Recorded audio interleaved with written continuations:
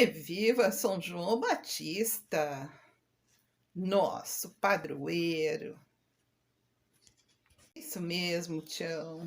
Viva São João Batista.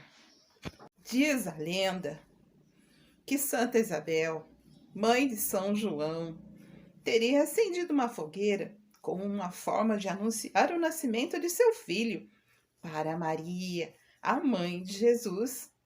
Nossa Senhora e Santa Isabel eram muito amigas, além de serem primas.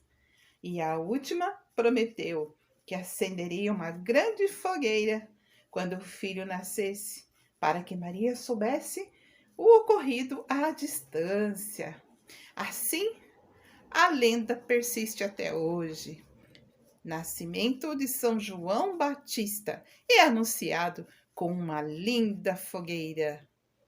A sua fogueira é redonda. A fogueira de Santo Antônio é quadrada.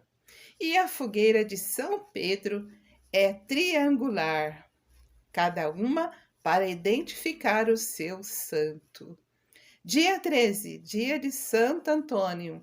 Dia 24, dia de São João Batista. E dia 29 é o dia de São Pedro. Todos eles para comemorar.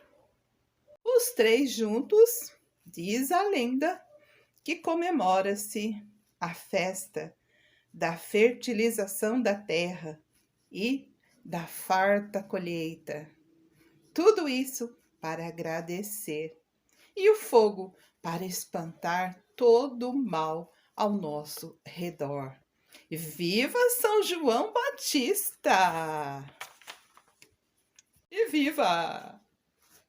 Pula fogueira, ioiô. Pula fogueira, ioiô. Cuidado para não se pegar. Pula fogueira, ioiô. Pula fogueira, ioiô.